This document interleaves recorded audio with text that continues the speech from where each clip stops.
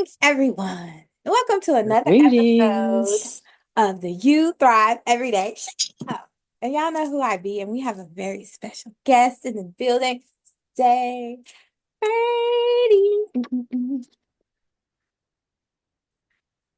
So, tell us who you be, where you from. I am, well, my name is Brady, but I am a joy spreader, really. I'm born in Minnesota. I'm from the cosmos.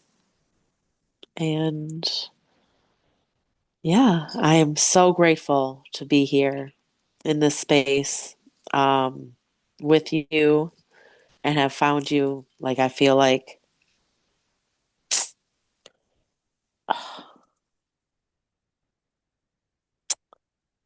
like we've been together for lifetimes. And I'm grateful to have found you again. Yes, ma'am. I'm looking mighty fairyish there. Yes. We love it. We love it. We love it. We love it. So, Minnesota. That's Yeah. interesting because I know the people of color, that's kind of a small community out there. Oh, definitely. Tell me Yeah. about that. Tell me about growing Um, up in Minnesota, honey. it wasn't until I was in like eighth grade where like the first person with ethnicity came into our town. And then the second person was when I was in 11th grade. But melanated people were very sparse. Yes. Um, it was interesting growing up. I was very, very much allowed myself to be programmed by religion, whatever my parents told me, you know. So, yeah, it, And so when you needless were to growing say, up, was like, we're gonna say race. Was race talked about? Like how was that?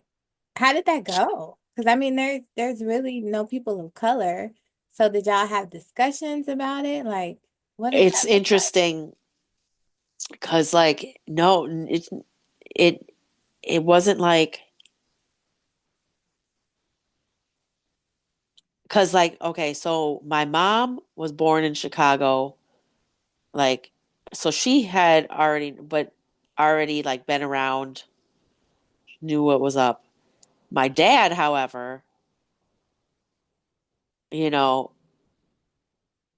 country boy, redneck all the way. So he would say things, and I remember him saying the N word a couple times growing up, but my mom would always slap him and be like, Craig, like knowing like you don't do that, don't teach our kids that, like, so I got good good values from my mom, I guess you could say. My Yeah, dad. from Chicago. I'm from Chicago, yes. Yes, Yes. yes. Okay, that's a And big deal. Okay. yeah, and my mom's Sicilian, so she grew up around that type of crowd. So she's spicy. Yeah. Yeah. This face, this face, this face. What was that? What was that? Cause like she no, we're both going through our own evolution personally too, because she was allowed religion to suppress her too for a while, so and now um I feel like we're kind of working together and help, she's a Libra, I'm an Aries, so we have that like balancing act together and we are very close. So I'm encouraging her a lot to really love on herself, because she always gave it away to either her 7 kids or her husband, so Yeah. That yeah. people pleaser energy is very strong in Libra. Very. Yeah, and then, she was Mormon and we all grew up Mormon. Yeah. So she allowed that programming to like, be geared towards like, oh, I have to please my husband and I have to have all these kids and I have to do things this way and I be a homemaker and everything like, and she did her best. She did her best. Wow. Yeah. Well, that's very interesting. So tell me, when your childhood, we like the word colorful, when it got colorful. Okay. We will call it challenges color. Um, I guess it got the most colorful when I came out about my grandpa. Like that blew everything up. Everything changed. How old were you? I was 7. I was 5 the first time I actually said something, but then I was shut down right away, you know, By who? by my dad. Was it his father or your mom's father? It was my dad's father. Okay, yeah. And I know now that he had been fighting his whole life for his dad's reputation, his family's reputation. I didn't know a lot of things. But yeah, my dad was like kind of he's a Virgo too, so he was very much wanted to save everybody and help everybody, but yeah, reputation was big for him. Yeah, yeah. They care what it Yeah. looks like. Yeah. Um, so how did your mom respond? Or did you just tell your dad? No, my mom, she was like, Craig, don't like, she gave me a big hug, because my dad like raised his hand like he was going to hit me. And so my mom grabbed me and was like, Craig, just that's her face. She always would just say his name, like, but anyway, and so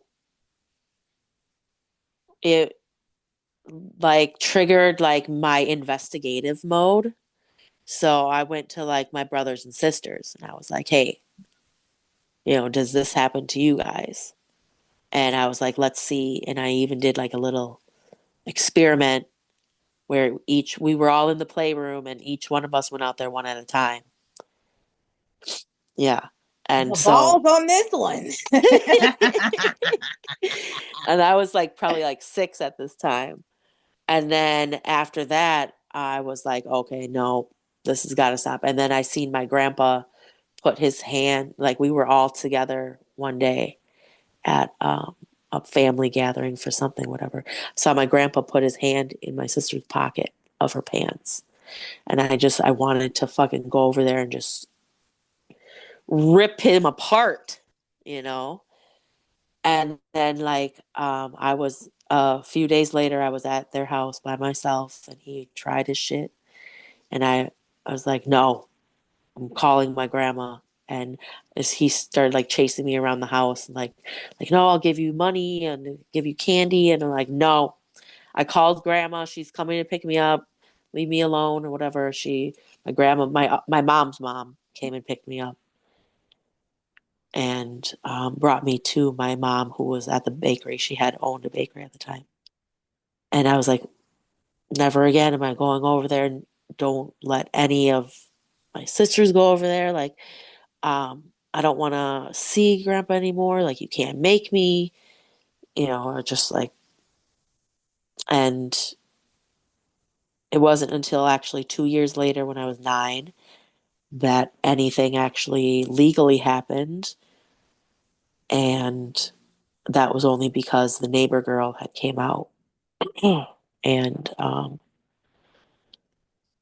so her parents pressed charges, which triggered an investigation to the whole family, everyone asking questions, and then my parents had to talk to each one of us individually and tell the police, what each one of us said or whatever.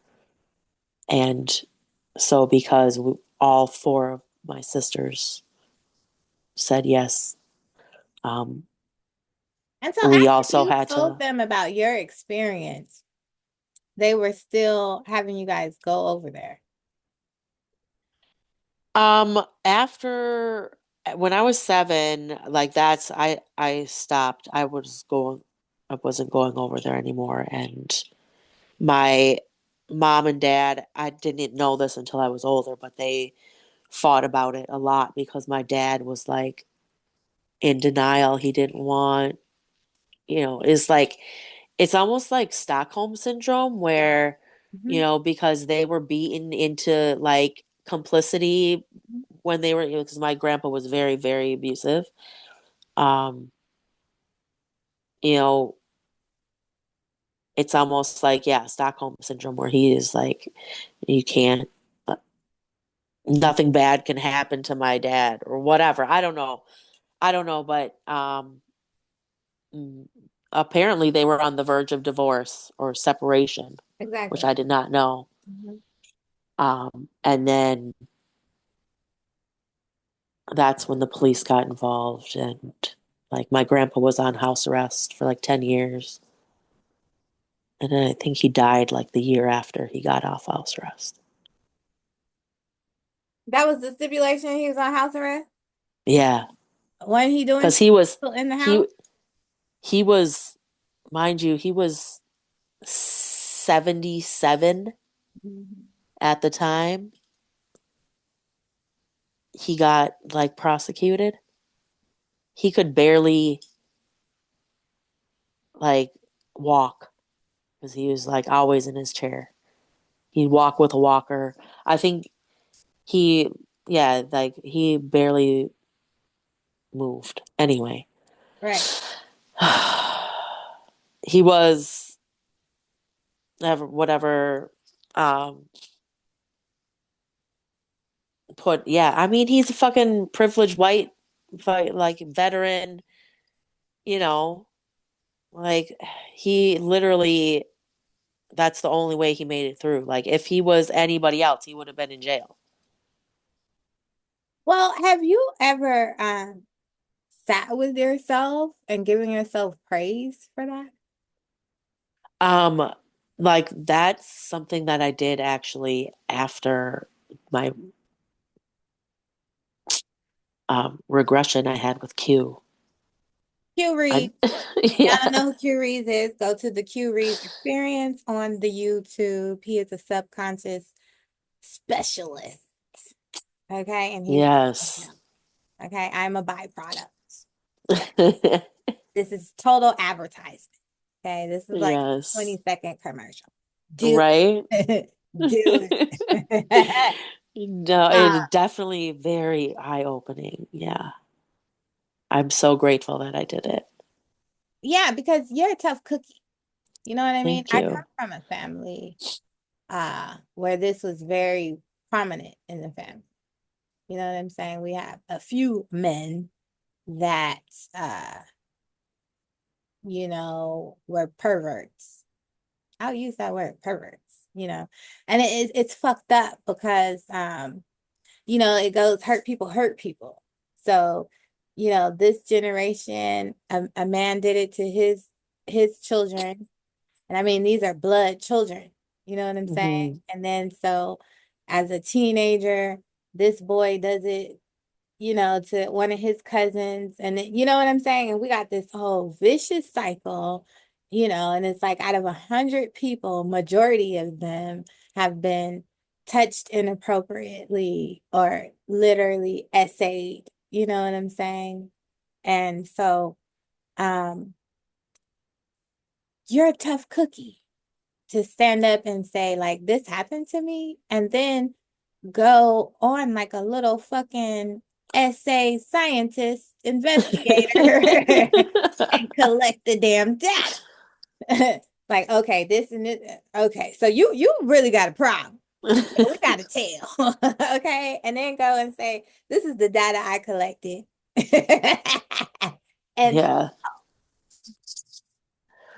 like, you really need to give yourself praise and honor for that, especially at that age. You know what I'm Yeah. saying? And thank you for saying because I oh, it's like I want to um tell myself that that was a good thing, and then I look at how it tore my family apart, and I feel like bad, you know. No, because it was necessary. What you did was you Yeah, stopped the cycle.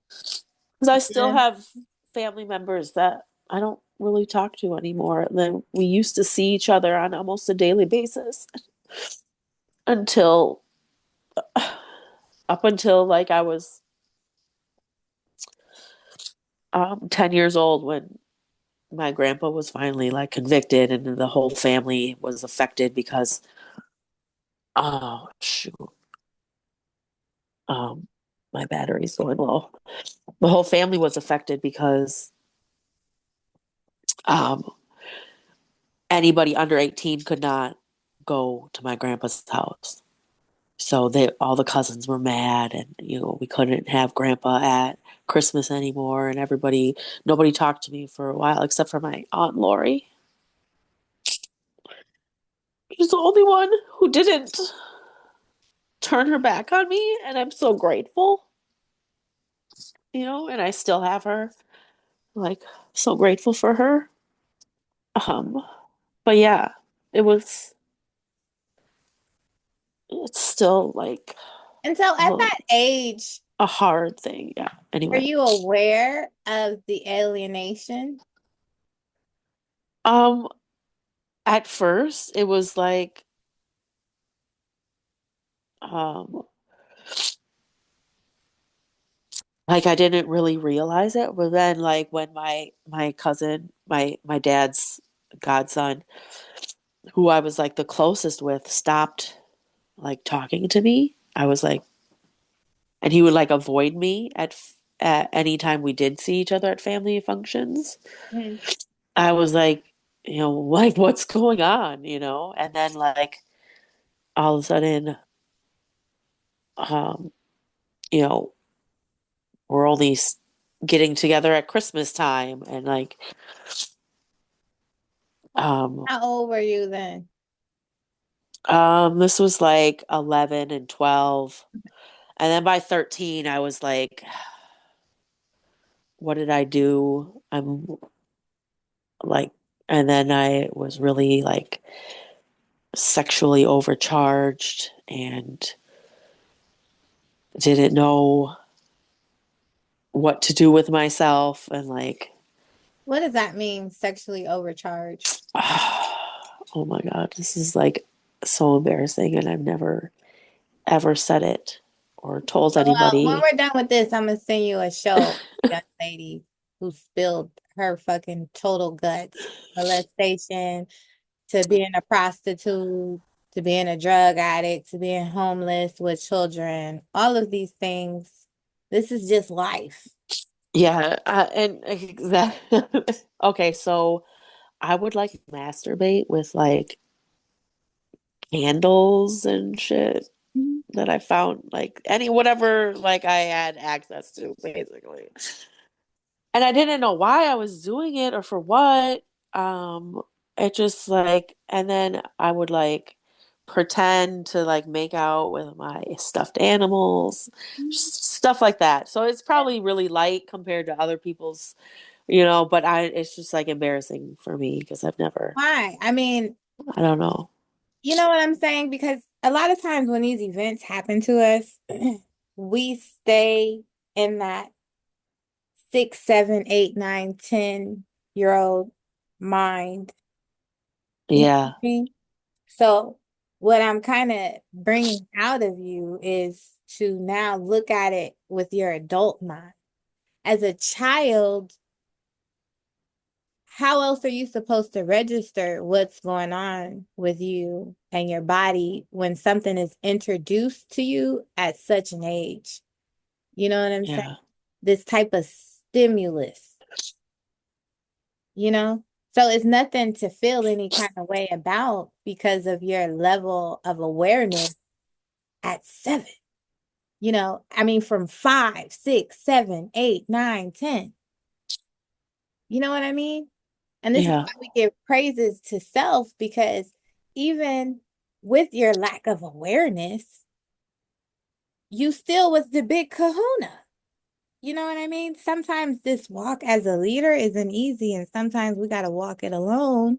Yeah. But it's like, look at where you're at now. You know what I mean? And these things had to happen. You're a trendsetter. You know what I'm saying? You're innovative in that family dynamic. You know what I'm saying? You had to cut the shit. You came to stop this shit. Yeah. And then who knows what happened to dad? Who knows what happened to grandfather? Who knows what happened to his father and his father and his father? Yeah. That's um So the you can't things be I've been embarrassed finding out. about the way that you translated events that your mind wasn't even supposed to be thinking about or having to deal with at these times, at these early stages of At this life. age. Yeah. And like 3 years old is like the earliest I remember. Sorry, I'm trying to find my phone charger because my I wanted to be on my computer and then Yeah, so that's super important that you acknowledge yourself. yes. And it's like I said, it's such a habit and we do it with automation that we go back into that little person, you know what I'm saying? And when we explore these timelines of these traumas and we see it with that child mind. You know what I'm saying? So Yeah. I definitely invite, and this is for all of us, with any timeline that you have a problem with, because what we don't realize what we're doing, and I've said this before and I'll say it again, is we we expect these big bells and whistles when we are traveling back to these timelines. You're literally traveling back to these timelines. And then we relive it. We get sad as hell, anger, all these emotions, right? And you're intensifying that shit in the Yeah. timeline, which now affects you in the here and the now, right? And so, what I invite us to do is to go to these timelines with these traumas. Once you acknowledge what has happened, you give yourself praise for this experience because this evolves us in such a way where it's not even funny. You know what I'm saying? Yes. And you go back and you use your imagination. You go back to that timeline and make it look like how you want it to look. And when that shit keeps replaying, you keep replaying what you want that timeline to look like. And it is my promise to you, it is my promise to you that the more and more you do this, the better you feel in the here and the now. And then that almost becomes such a distant thing. And it's not because you've dumped it. You know what I'm saying? It's because you've dealt with it and it's like over with and you're switching up, you're literally switching up that fucking timeline. This is a thing. It's a thing. You know what I'm saying? And it Yeah. becomes nothing, Like that's literally what helped me get to the point to where my experience like that, I literally don't feel any kind of way. I actually have sent that situation so much gratitude that it doesn't bother me, it doesn't move me any kind of way to talk about it when it comes up, you know what I'm saying? And most of the time I only talk about it to add reference for a person, you know what I'm saying? When I'm assisting them in getting over their traumas. you know? But it really is that. You have such a beautiful strength in your mental capabilities. It's amazing. It's amazing. It really is. I've It is. never heard, I have talked to, I don't even know how many people, professionally and personally, you know, and sometimes I just have that aura where people will spill their guts. You know what I'm saying? I have never talked to someone ever that at that age stood up and was like, this is what the fuck's going on, and we need to get to the bottom of it. And when adults didn't, you did it yourself. You know what I'm saying? And take pride in that momentum that you kicked up and got started and put an end to. Yeah. Like I'm the cycle stopper in my family, you know? That's Yeah. big things popping. Yeah. That's a big fucking deal. It's not even a big, it's a huge, it's gigantic. It's extraordinary. It's extraordinary. So having this happen and feeling super isolated, which most of us that tune in are leaders. So we have had this experience and still go through it now, especially when you reach certain levels of awareness and you've outgrown the vibration of people around you. It's a lonely space. Oh, It's a lonely space. You feel like you can't talk to anybody because nobody gets that's why I'm so grateful for the youth tribe, the youth thrive tribe, because yeah, it was lonely. And I even like I was tested by the universe, and some old friends um, you know, came in contact with me recently, and yeah, I had to cut it off because it just got I'm like this is exactly how it was before. Like nobody's different, but I don't want to be treated like this. And yeah. it doesn't work for you. Yeah. I'm like I'd rather be by myself. That part, I'd that whole part. rather be by myself. And then you'll get on that journey and that's okay. And then, once you internalize, process, you come in this state of allowing, you integrate, and then you harmonize that shit. And then what happens? Boom! Your community just plops in your lap Yeah. on your phone. You know what I'm saying? Out of nowhere, you're not even expecting it. And then boom, here goes the community. You just follow your feelings, your intuition, and then bam, here go your people. Here go your tribe, you know? So what I would like to take this to is that's a lot to deal with at such a young age. And then so the religious aspect of that, and then going into your spirituality, because you know me, so you bizarre. You are bizarre, honey, and there is nothing, the religions will say all kind of crazy stuff about us. You know what I'm saying? So Yeah. tell me about that transformation. Like stopping going to church or what? Yeah, like how did that even come about? Were you feeling, because most people feel out of place. You know what I'm saying? In this religious atmosphere, even when they grew up and were super indoctrinated, there's still something about it that don't make sense. Something about them that doesn't feel right in that space. What did that look like for you? Um, I guess at first I tried to like throw myself into it as much as possible. I wanted to go to church as much as possible, and I would like fight with my parents because they would make me stay home and babysit while my two older sisters got to go to church. So at first I like threw myself into it, and then getting like outcasted by my church members was like, are you guys fucking kidding me? You're supposed to be like family. And people are like making fun of me behind my back. And but not like very well because I can fucking hear you. Sorry. Now we cuss here.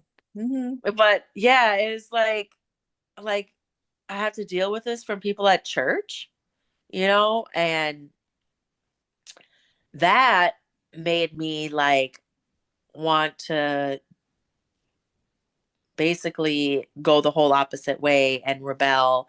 And I started smoking weed, I started drinking, and then I started doing meth a lot, because I found that, at parties, whatever, like getting drunk, and then you just smoke this magical dust, and all of a sudden you're not drunk anymore, you can party more.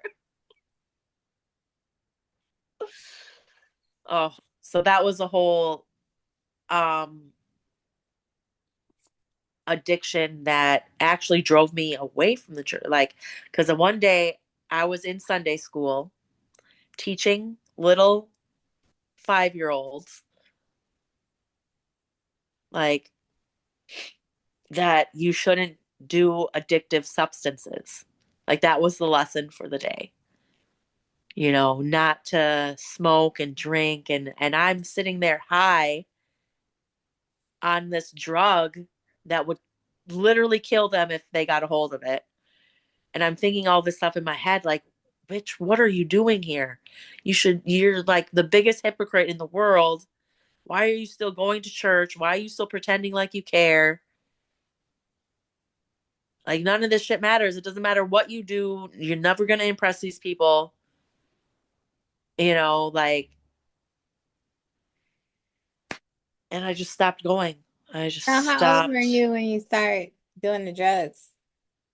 I was 18. Um yeah, I had just turned 18.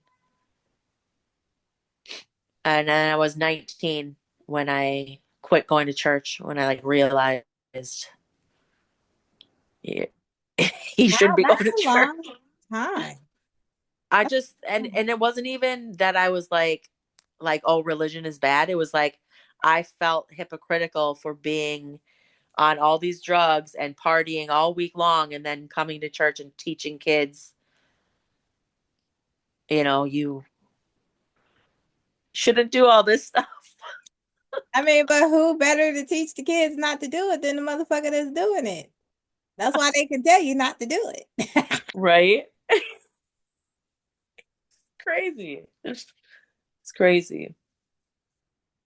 But Okay, yeah, so 19, you like, I'm a hypocrite. I'm leaving church.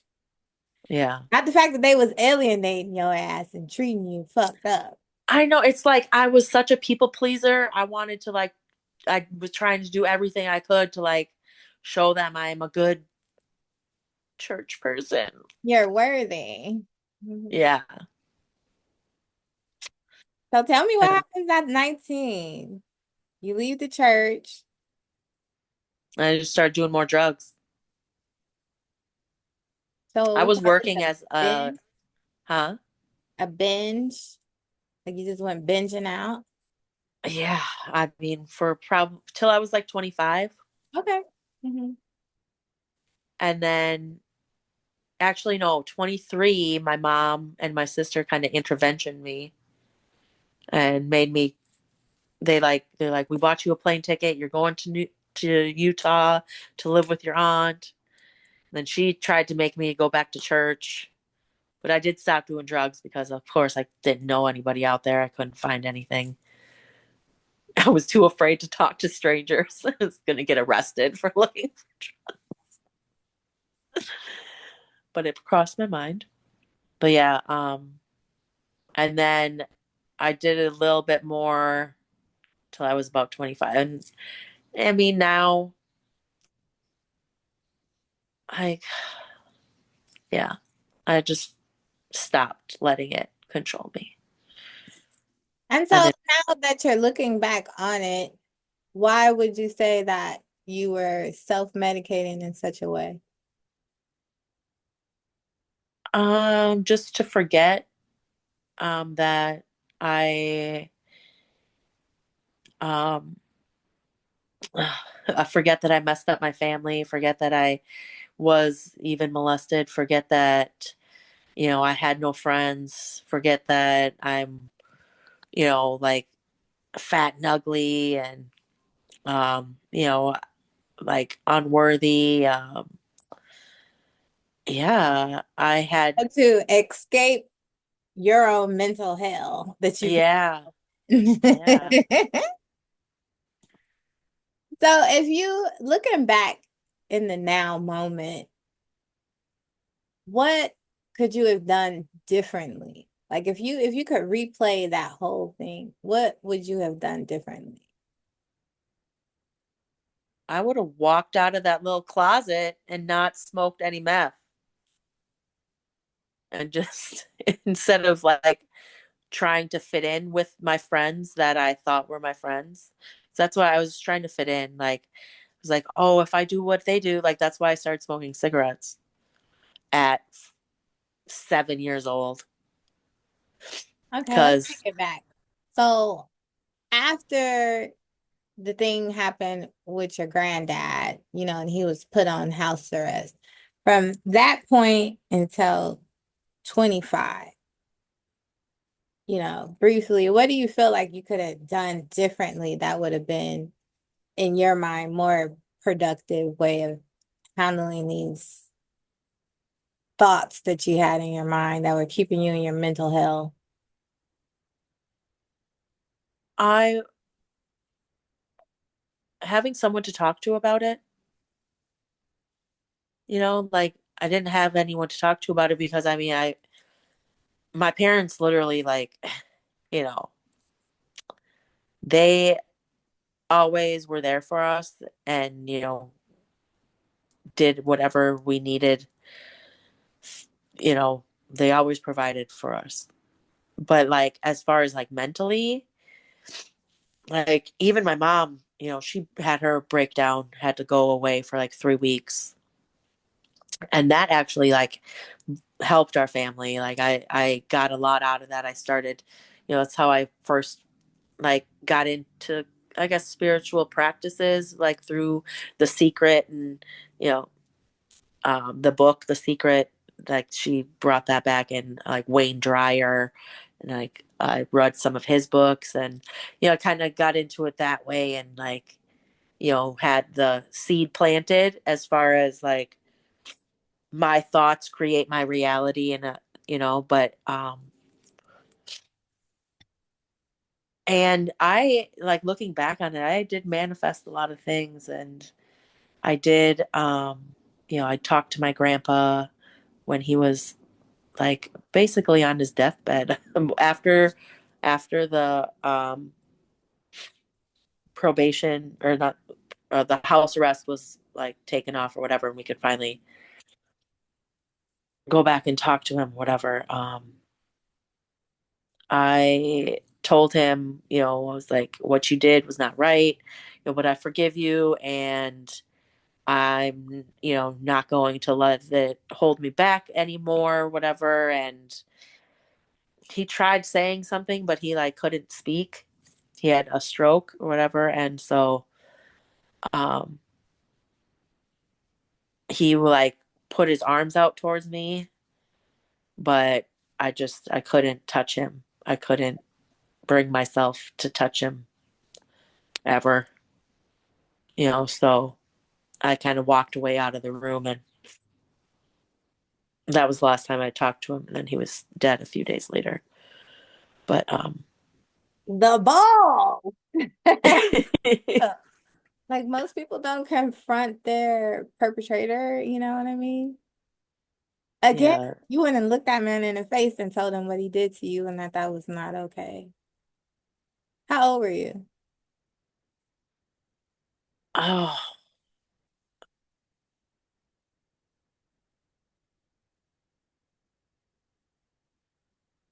I was like 18, maybe. I know I was driving and I was not in school.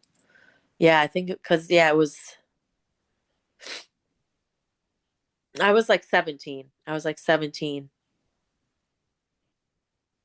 Yeah, Yeah, you're fucking kick ass. because it was like around 98.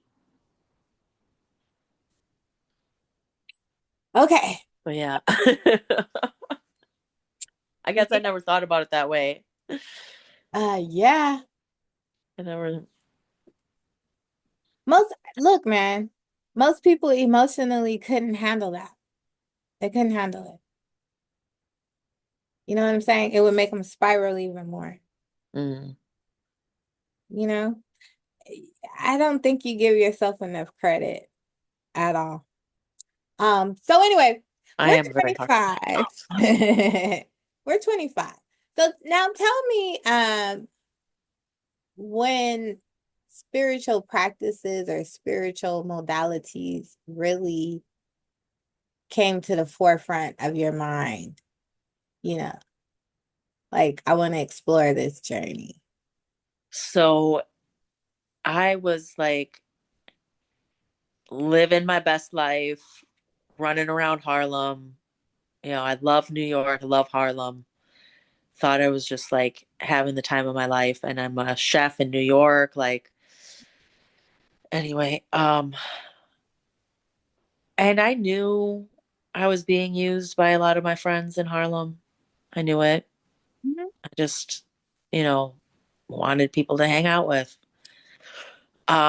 And we were all on this party bus one night, and the bus like made this like sudden stop, and my knee just like turned and like cracked, and I could hear it crack, and it just like, and I was so drunk at the time, like I didn't really feel the pain. And then Thank God.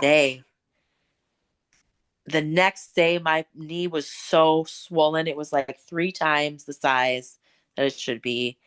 And it was red. I couldn't move it. I couldn't even stand on it. And I had to call out of work, and um, I was basically bedridden. No friends. No one would come to Queens to see me. You know, um,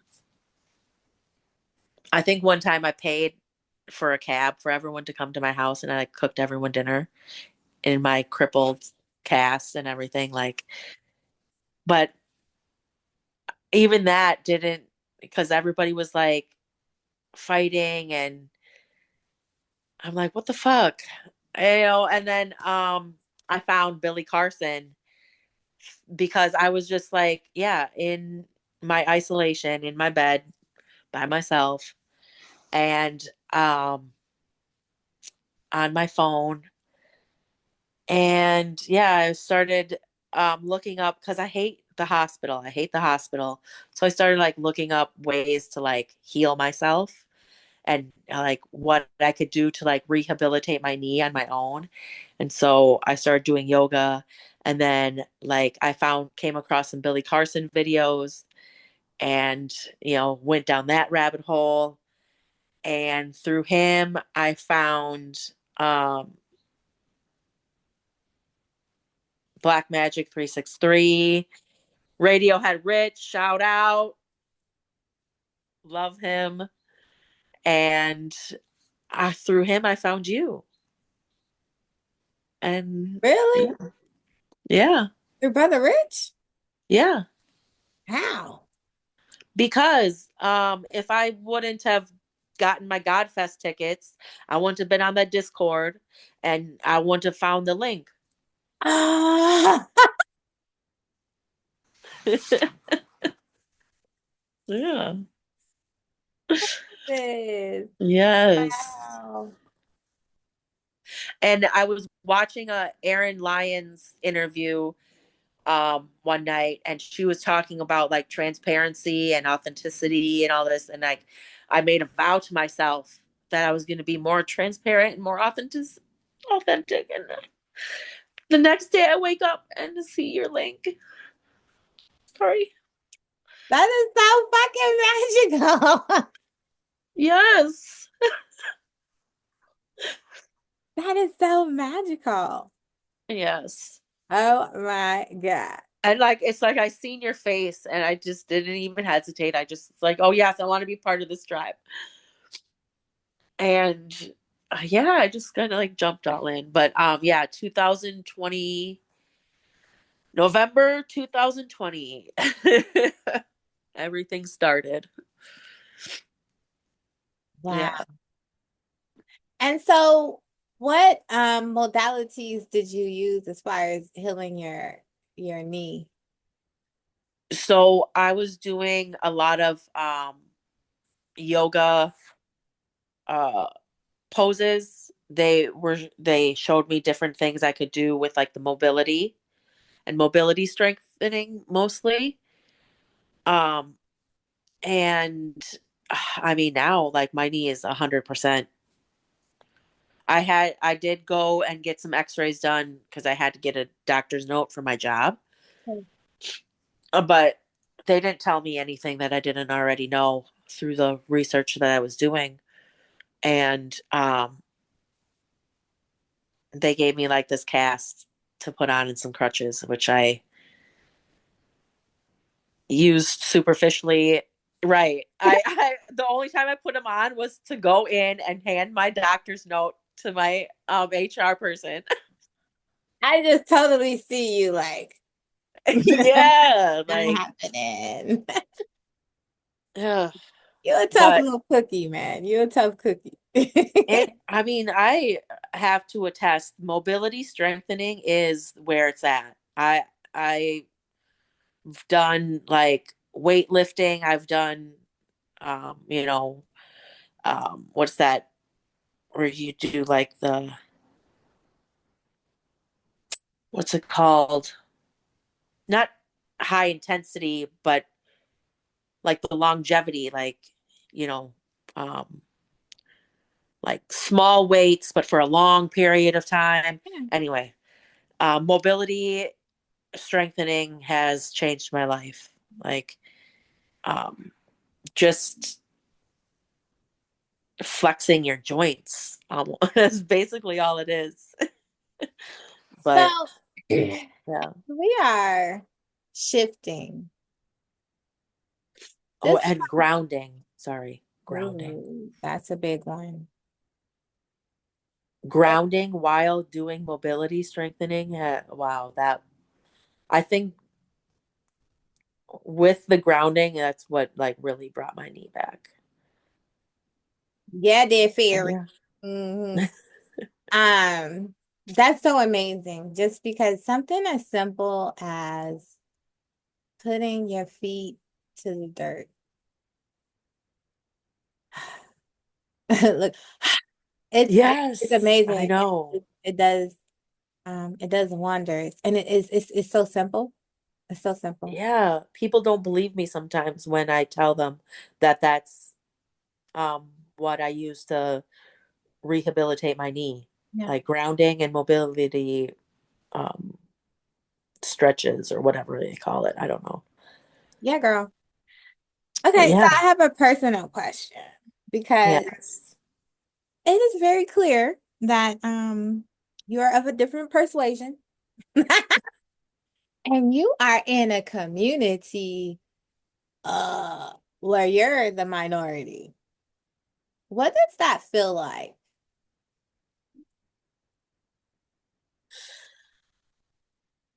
The first thing that comes to my mind is it feels more realistic because actually in real life, people my skin color are the minority. It's just through media programming, we've been tricked into thinking it's different. Um, but it I don't feel uncomfortable at all. Like I've always kind of felt comfortable around people who were called the minority. Like um even my two best friends, they're indigenous.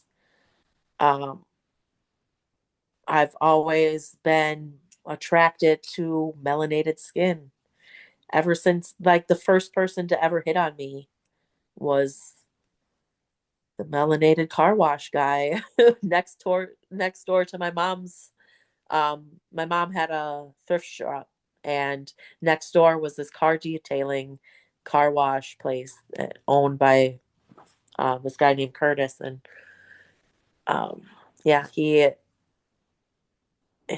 I was like 12 years old, and he like hit on me, said something about my big butt.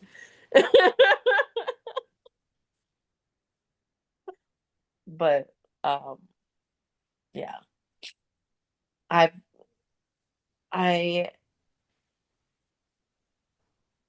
have always thought that I was like there was something wrong with me.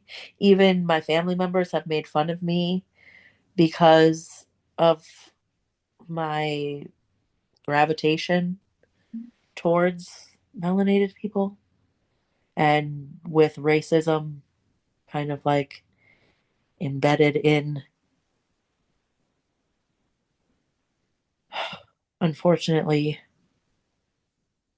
Yeah, you ain't gotta go the there. society I I just grew up in. Like I don't even think my siblings would think that they were like they thought they were just like making fun of me or whatever. They didn't wouldn't even see it as racist, right. but it is. And I call them out, and they're like, "No, I have black friends." Like I'm like, "That's racist." I love to hit him with the I got black friends. And I got like white even friends. like no, that does not, like, no. Cognitive dissonance. No, I mean, we're totally moving out of that. I just had to ask the question because, it's very rare in our space, you know what I'm saying, that we have a quote unquote um person, a part of a minority crew, and you know, totally open, totally transparent. I can say that for myself. I don't um I don't think like that, you know what I'm saying? Yeah. But putting on that perspective and our encounter, I just it's like not a thing. You know what I'm saying? Like you fit Yeah. right in, you're totally open, you seem very comfortable. Um, it's like an embrace, you know what I'm saying? And so much respect for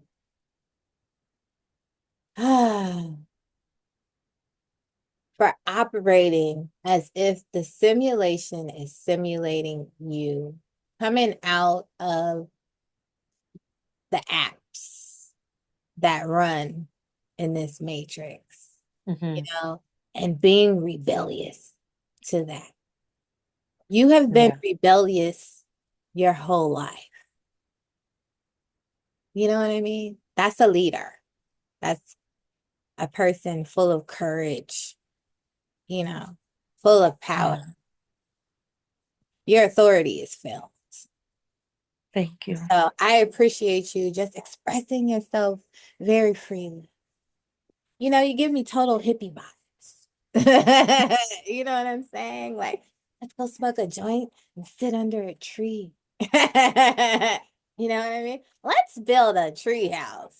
You know what I'm saying? Like, um, And I'm very grateful, like the way you had set up the tribe, and the different, I don't know, what do you call them, rooms, whatever, the I call them topics. I think they're called topics. panels. Yeah. The different threads. And pinning the stuff at the top where what you can go and you can see, okay, exactly what that thread is about, what you need to do. And you know you have your couple rules, which, like I said, at first they did, like, as it's like uh something in my brain, like as soon as I see rules, I'm like, I'll make it up as I go. Even but I looked at it as like a challenge almost, because I had told myself I'm going to face every emotion that comes up. So when I see your rules and I'm like, authority, I'm like, okay, I'm facing you, and like, why do I have this adversity? Like, what? Maybe this is something that is going to change my life. It's just, um, like this emotion is sidetracking me, and I'm letting it um dictate me instead of me dictating it. So I was like, oh, it's not, oh, 3 days a week, no problem. I'll do the minimum and I'll be fine. And yeah, like, it's just, you have it set up so beautifully. I Thank love it. you. I'm so grateful for you having put it together, and yeah, it's just the vibration that I felt when I first started reading everything and hearing other people's stories was just welcome and acceptance and authenticity and yes, thriving, everything I wanted, Yes. everything I was looking for. And I had like a reading from a tarot person that I live with here actually. And she was like, "Does the letter A mean anything to you?" And this was in October of last year, October 31st, actually, Halloween. And um, at the time, of course, she's like, that person has a message for you or whatever. And at the time, I was like thinking I was my sister Andia, who was like bothering me every day about this Life Wave patch, which she's selling or whatever. And she's like, "Oh, it's gonna make you $1 million, Right. jump on board with me or whatever." So I was like a little confused. But then when you came in and your name is April, and I was like, "Oh my God." So yeah, I didn't even think about anything. It just was felt right as soon as I opened the vortex. Right. Is definitely a vortex. Yes. Definitely a vortex. So I appreciate we're gonna do this again. We do this a few times. I I love it. appreciate your presence. I appreciate your expression of who you be. Okay, you are a Thank force to you. be reckoned with, and I need you to hold yourself as such. Okay. Thank you. Thank you. So we do. We appreciate you. We want to give a shout out to Radiohead Rich. We want to give a shout out to the Q Reeves. We want to give a shout out to the Billy Carsons because this is also how I got involved in this spiritual community was Billy. Oh, wow. Yeah. So we definitely give shout outs to those that are doing work, Yes. those that are doing their inner work. And it is just so magical, this trickle down effect. You matter. Yeah. Literally, we matter. Yes, And you we. start to see how this works as a collective, how our individual realities form into this beautiful grid of the collective. It's so magnificent, right? And as go to your official fairy godmother, okay, on the YouTube, and we see Yes. how the aspects of ourselves integrate, and you create so much magic by discovering, exploring your inner cosmos. And this is a perfect example of that. Following her inner guidance. And you don't know. That's what's so fun. Yeah. Everybody wants to know every damn thing. And it takes away from the journey, it takes away from your process. Wouldn't you say so? Oh, yeah. I had to let that fear go. My fear of the unknowing was huge, and even to the point where like I would think about death and I would get so scared. I'd go to my mom. I'd run to my mom like, and letting that go was so freeing. Like almost like a ton weight lifted from my chest. Yeah. And The weight you be holding so long, you don't even know it's a weight I until it's gone. You're like, yeah. that shit was heavy. That shit was heavy as hell. Who knew? Your body Yes. knew. That's why we have to have this inner dialogue. This is a perfect example. I want to thank everybody for your contribution, your attention, your focus. We are so thankful. So we want to say peace, love, and bliss. You want to close us Yes. out with anything, Miss Bradee? Just that the best thing you can ever do for the collective is to love yourself That and is pour as much love into yourself as you can, and that alone will change the world change your life and change the world. and change, yeah. Amazing. Simple. Yeah. Simple. Simple, simple, simple, simple. So we love y'all. Peace, love, and bliss. Peace, love, and bliss. Peace, love, and bliss. Remember, we do everything through the heart, boo. Okay. We love y'all. Yeah. See y'all next time.